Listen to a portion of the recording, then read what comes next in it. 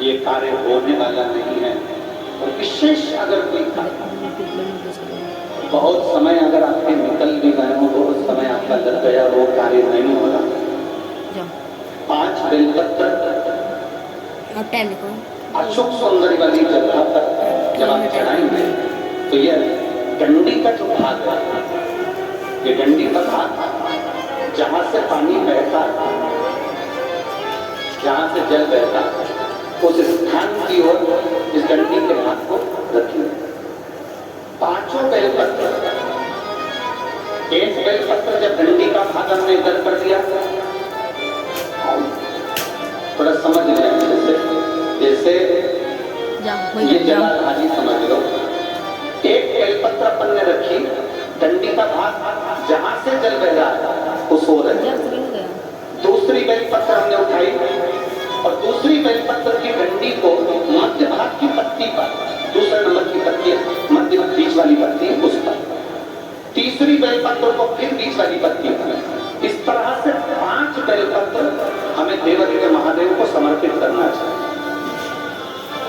5 बेलपत्र पर अपनी 3 उंगलियां भगवान शंकर की 5 बेलपत्र पर स्पर्श और 1 लोटा जल भगवान शंकर को पंचाक्षर मंत्र नमः शिवाय, षडाक्षर मंत्र ओम नमः शिवाय या श्री शिवाय नमस्तुभ्यं कहकर जल चढ़ाने की दिशा हमने पहले भी आप लोगों से कहा। अगर विशेष कोई कामना से हम जल चढ़ाते हैं, विशेष कोई मन की बात है और वो नहीं हो रही, उसके लिए हम जल चढ़ाते हैं, तो ध्यान रखने वाला विषय है जहां से जल बहता है उसके ठीक विपरीत में आप बैठ जाओ। जल उत्तर की ओर जा रहा है, आप दक्षिण में बैठ गए, दक्षिण में बैठकर उत्तर की ओर मुख कर लो, क्योंकि जल उत्तर की ओर जा रहा है।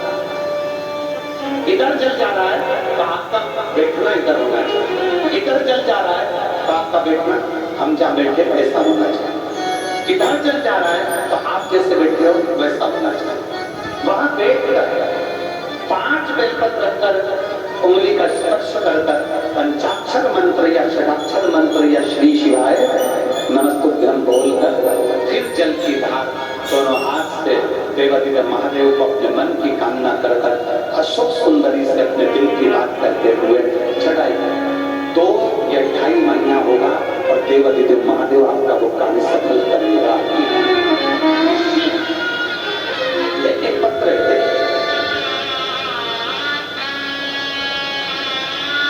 श्रीमती निर्मला परिहार, पति ज्ञान।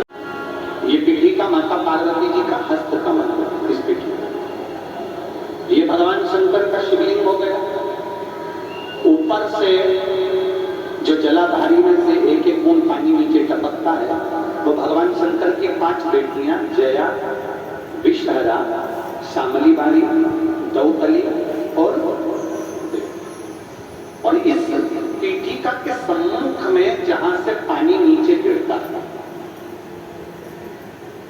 जहां से ये जो भाग आगे आके होता है जहां से पानी नीचे गिरता है, इसके राइट में श्री गणेश जी, लेफ्ट में श्री कार्तिकेय जी और मध्य में एक मोटी सी, प्रत्येक शंकर के शिवलिंग की जलाधारी में एक मोटी सी बीच में एक लाइन होती है, मोटी सी।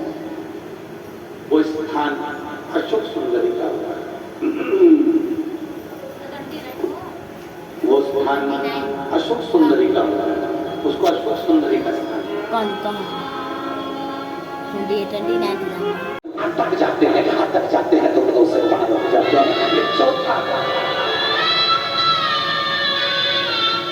5वां दर्शन है भगवान की। जम के बोलो साहब, शिखा मेरे श्री जी बाबा की चोटी का दर्शन करना, ऊपर से नीचे, नीचे से ऊपर, ऊपर से नीचे, ऐसी लहर खाती खाती आखिरी में नीचे जाती है। मेरे ठाकुर जी की शिखा करती है, उन्नति की सीढ़ी पर कितने भी चढ़ जाओ पर मेरे चरण को मत भूल जाना, मेरे चरणों में हमेशा पड़ लेना, इसलिए चोटी नीचे जाती है।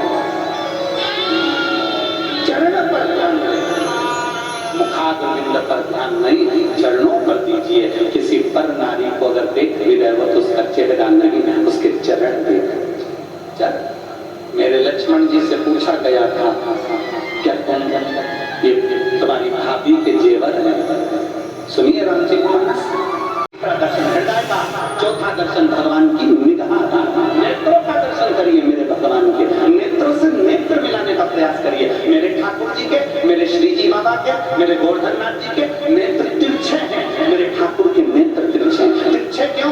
क्योंकि जब बाल्टी कुएं में गिर जाती है तो उसको निकालने के लिए जो एंगल डाले जाते हैं वो टेढ़े होते हैं, टेढ़े टेढ़े एंगल डाले जाते हैं, टेढ़े टेढ़े। पांच दर्शन की मूलता, हम आटोयाम के दर्शन नहीं बोल रहे हैं, पंच दर्शन की बात है। हमारे पुष्टि मार्ग में आटोयाम के दर्शन तो होते हैं, पर हमारे पुष्टि मार्ग में पांच दर्शन की मूलता होती है। सबसे पहला दर्शन, सबसे पहला दर्शन भगवान के चरणारविंद। दूसरा दर्शन भगवान के नाभि कोश, जो कि मंगला में नाभि का दर्शन। तीसरा दर्शन भगवान के वक्षस्थल। चौथा दर्शन भगवान के नेत्रों का। और पांचवा दर्शन भगवान की श्रीनाथ जी की जो आड़ी टेढ़ी चौकी नीचे की ओर आती है, शिखा, जो मेरे श्री जी बाबा की, मेरे गोवर्धननाथ जी की, मेरे ठाकुर जी की शिखा जो नीचे आती है, उसका दर्शन। पंच दर्शन, पांच दर्शन। पहला चरणारविंद का, भगवान के चरणों का दर्शन करते हुए मन से कहिए कि बाबा मैं आपके चरणों में रहना चाहती हूँ। नाभि का दर्शन करते हुए कहिए बाबा आपकी नाभि इतनी गहरी है कि आपने ब्रह्मा जी को कमल के पुष्प के ऊपर प्रकट कर दिया, अपनी नाभि से बाहर निकाल दिया। जैसे नाभि गहरी है वैसे ये भव सागर गिरना है, इससे हमको बाहर निकाल दो। तीसरा दर्शन वक्षस्थल का, हृदय, भगवान के हृदय का दर्शन, छाती का दर्शन, वक्षस्थल का दर्शन करो तो भगवान से प्रार्थना करो, हे भगवान आपके हृदय में हमें निवास दे, अपने हृदय। क्योंकि ये मेरी जितनी जीजियां बैठी हैं, आम का अचार डालें, नींबू का अचार डालें, चाहे गोंदे का अचार डालें, लेसुए का अचार डालें, चाहे गाजर का अचार डालें, चाहे मूली का अचार डालें, ये अचार कभी भी स्टील के बर्तन में नहीं रखें। बोलो तो मेरी चीजें सही है? स्टील के बर्तन में अचार नहीं रखती, पीतल के बर्तन में अचार नहीं रखती, लोहे के बर्तन में अचार नहीं रखती, तांबा कांसे के बर्तन में अचार नहीं रखती। मेरी बहनें चीनी कांच की बरनी में अचार को रखती है, क्योंकि इनको मालूम है कांच की बरनी में अचार सुरक्षित रहेगा, चीनी की बरनी में अचार सुरक्षित रहेगा।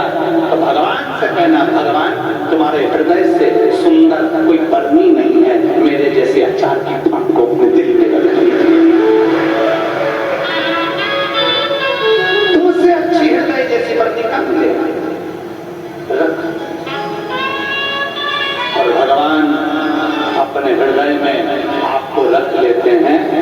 जब जरूरत पड़ती है विदिशा वालों को तब अचार की फांक निकाल के दे देते हैं। जैसे ये 7 दिन के लिए अचार की फांक मिली, ये 7 दिन के लिए अचार की फांक मिली थी शिवपुराण। अब इस शिवपुराण में कई लोग आते हैं, किसी को अचार का मसाला पसंद आता है, किसी को अचार का तेल पसंद आता है, किसी को अचार की फांक पसंद आती है, किसी को अचार की गुठली पसंद आती है। ये आपके ऊपर निर्भर करता है कि आपको शिवपुराण में भजन पसंद आते हैं, किसी को कथा पसंद आती है, किसी को उपाय पसंद आते हैं, किसी को भगवान शंकर की शरणागति पसंद आती है और किसी को गुठली पसंद आती है। गुठली से